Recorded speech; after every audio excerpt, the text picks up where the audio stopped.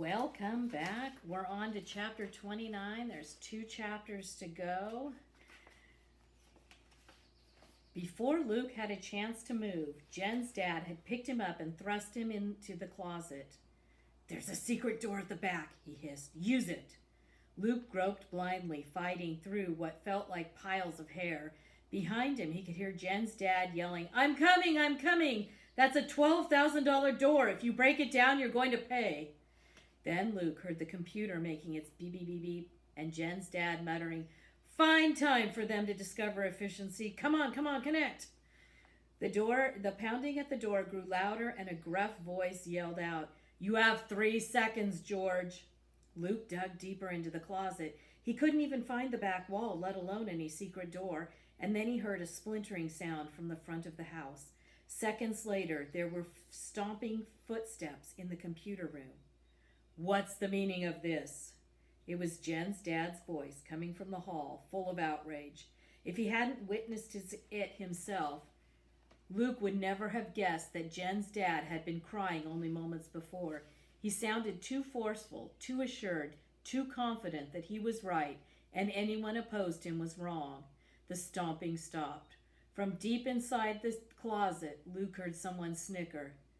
"Caught you with your pants down, eh, George?" Yes, very funny," Jen's father replied, not sounding the least bit amused. There was a sound that could have been a zipper being zipped.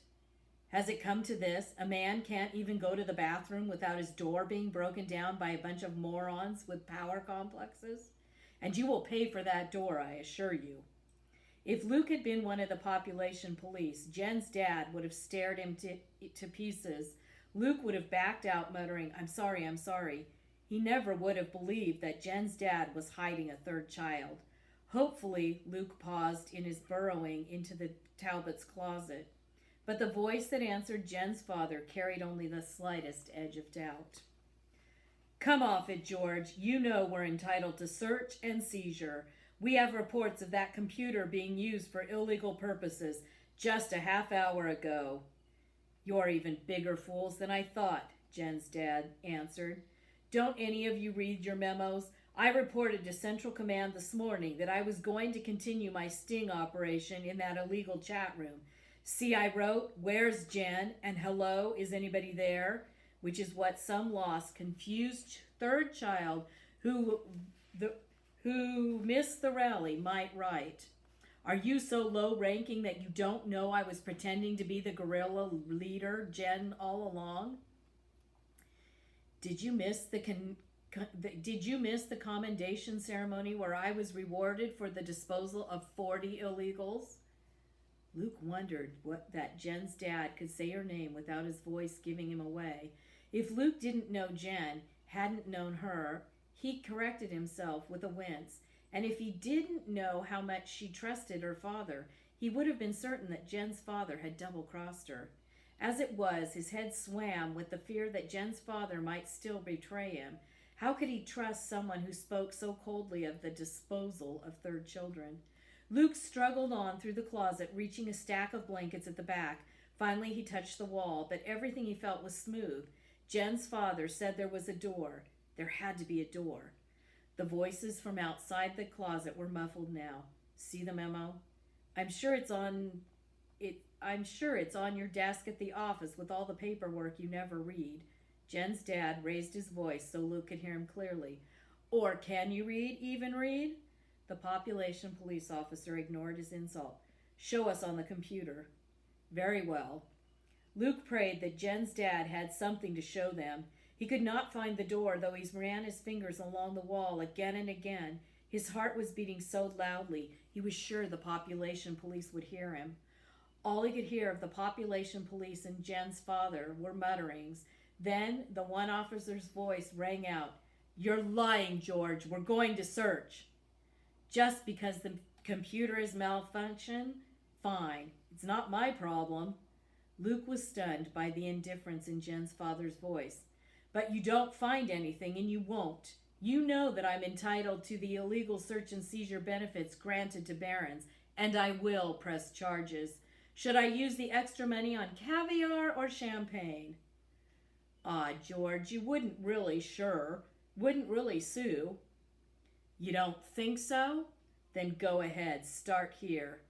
Suddenly the closet was flooded with light. Luke stifled a gasp. How could Jen's father had flung open the door of the very place Luke was hiding?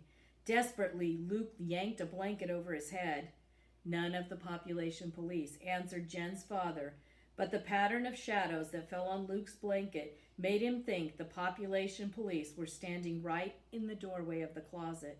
He heard hangers scraping against the metal bar, and then the population police walked away.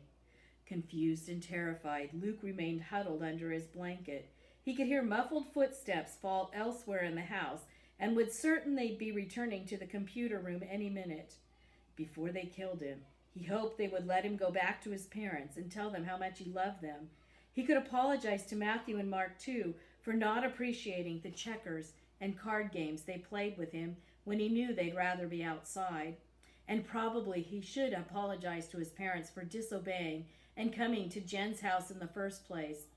Except, even scared to death of being found, he couldn't scrape up full regret for that. Anyhow, it wasn't likely that they'd let him see his parents before they killed him. He'd have to protect his parents and refuse to reveal who they were. Luke's mind was still racing with frantic plans when he heard someone coming back to the computer room.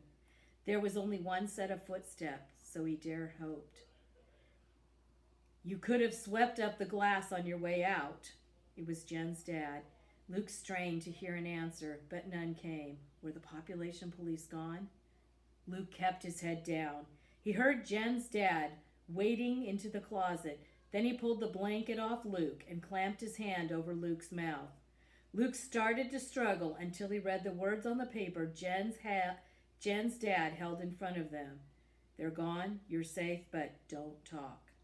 Luke relaxed and nodded to show that he would obey.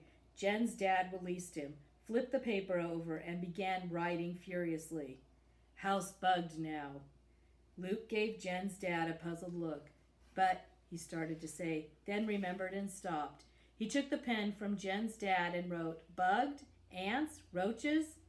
Jen's dad shook his head frantically. Bugs, little listening devices. Population police hear everything. That's why can't talk. They do that when a bust's unsuccessful. Even left one bug on me. Jen's dad turned around and pointed, and Luke saw a small disc sticking to the back of his collar. Luke frowned and wrote on the paper, why not take off? Jen's dad shook his head. Safer this way. Long as they think they hear everything, they won't come back. Jen's dad pointed to the hairy lumps on the hangers behind him. Bribe them with fur coats. Very rare, very valuable. Luke looked at the coats. They did seem like a lot fewer of them now. Were they animal skins? Why would anyone want such a thing? He couldn't ask, though, because Jen's dad was already scribbling more. Just bought time. My goose probably cooked now. I didn't file that memo. They'll find out. Luke reached for the pen. What will they do to you? Jen's dad shook his head. Don't know, he wrote. I've survived this kind of thing before, but everything's chancy now. The fact they got here so fast, they have it in for me. Weakly, Luke leaned his back against the closet wall. That reminded him of his frantic search along the surface. He reached for the paper and wrote, Where's the door? Jen's dad pulled out a sheet of paper. Shaking his head, he wrote, Isn't one. Just wanted to get you to the back of closet. Luke buried his head in his hands. Jen's dad was a good liar. There was no doubt about that. How could Luke trust him? Luke raised his head and watched as Jen's dad scribbled something else on the paper. His expression was full of concern, and Luke knew, somehow, that he was trustworthy. He easily could have turned Luke in and gotten praise and another commendation ceremony, but how confusing to never know when someone was lying. Jen's dad turned the paper to face Luke. It said, So, want fake ID or not? Luke gulped. After a minute, he wrote, Am I safe if I don't? Jen's dad seemed to be weighing the question. He narrowed his eyes and wrote, Probably. They're after me, not you. If they really thought there was an illegal here, they wouldn't have taken the bribe, or would take it and you too. But I'd advise get ID. Luke wrote back, Can't I wait? Think about it for a while? That was what Luke wanted. Or not even to think, but to hide from thinking for a while. He wanted to remember Jen and grieve for her by himself. He wanted to have to think, he didn't want to have to think about what parts of the population law were good and what parts were bad, or why his family didn't have more money. He didn't want to have to figure out Jen's dad and other people like him who could pretend to be so many different things. He didn't want to have to decide something now that could change the rest of his life. Jen's dad wrote back, Don't know, maybe case of now or never. Luke scrawled, Why? Jen's dad wrote for a long time, then he turned the paper to Luke. It said, I have power now. Tomorrow, probably. Next week, next year, can't tell with our government. Favored lackey one day, persona non grata the next. Never know. No guarantees. Luke stared at the paper until the words blurred together. He had to decide now. He thought about reading and daydreaming in the attic the rest of his life.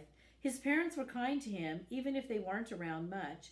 And as much as Matthew and Mark had always teased him, he was pretty sure they would take care of him if his parents couldn't someday. His life was very limited. He understood that now more than ever. But he was used to it. It was safe. He could make himself be happy. Except, Luke remembered how bored he'd felt after meeting Jen, how desperate he'd been to do something, anything, beside read and daydream. He'd been so desperate that he'd risked his life for the chance of meeting another third child.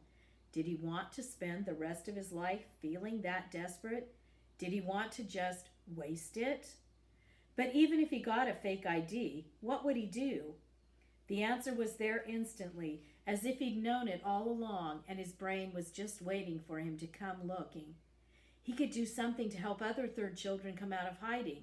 Not with another big dramatic rally like Jen had tried, or by finding fake IDs the way Jen's dad did. Maybe there was something smaller and slower he could do. Studying ways to grow more food so no one would go hungry, no matter how many kids people had. Or changing the government so that farmers were allowed to raise pigs or use hydroponics, and ordinary people, not just barons, could have better lives.